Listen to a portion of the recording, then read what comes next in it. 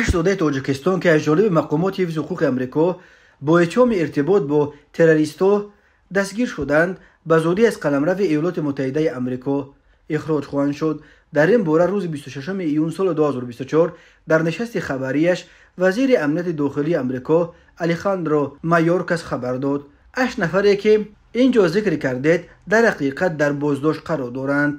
تصدیق کرد مایورکاس. او افزود که همه آنها در حال حاضر در مرحله بررسی روند اخراجشان از قلمرو امریکا قرار دارند. مایورکاس در این باره جزئیات دیگر نداد. قبلا روز 11 ایون سال 2024 یک قطار رسانه‌های امریکایی خبر دادند که در جریان عملیات مشترک اداره تفتیشات فدرالی و فبر، دپارتمنت امنیت داخلی و خدمات مهاجرت در لس آنجلس، نیویورک و فیلادلفیا 8 زاده تاجیکستان با اتهام رابطه با سازمان تروریستی دولت اسلامی دستگیر شدند.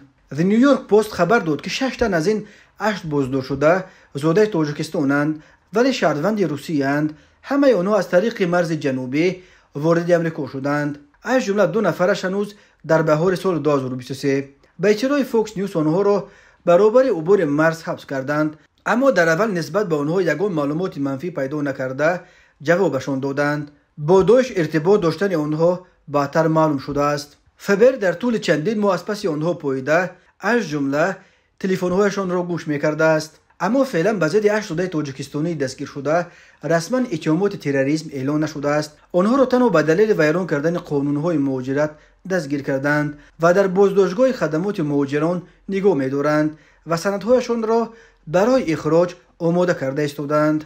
جاوید علی، یک منصبدار سابق امریکا که در امور مبارزه با تروریسم کار می‌کرد، افزایش شماره زادگان تاجیکستان را در بین مهاجرانی که به امریکا می‌آیند می‌توانند بیانگر آمادگی داعش برای تشکیل حمله‌ها در قلمرو امریکا باشد. The New York Post روز 20 میلیون خبر داد که گروهی از وکیلان جمهوری کنگره امریکا از وزیر امنیت داخلی الیخاندرو مایورکاس در رابطه با بازداشت زادگان تاجیکستان با اتهام همکاری با داعش شرح مفصل خواسته از او طلب کردند که تا 27 میلیون به محاکمه این مسئله در کمیته‌های مربوطه مجلس نمایندگان حاضر شود.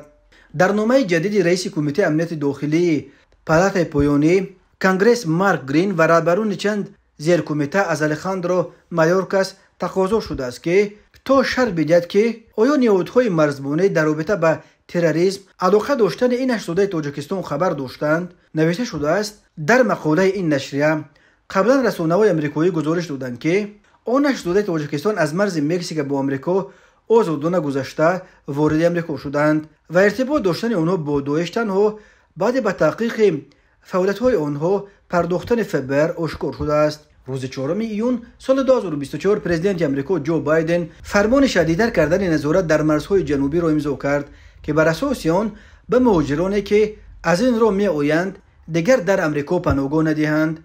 به دنبال نامه رسمی نشر شد که بر اساس آن به مرزبانان آمریکا امر داده شده است که مهاجران از 6 کشور سابق اتحاد شوروی، روسیه، گرجستان، مولداوا و ازبکستان، تاجیکستان و قرقیزستان را که از طریق مرز مکزیک وارد آمریکا میشوند بلافاصله و بدون پرسش و چون و چرا از ایالات متحده آمریکا اخراج کنند.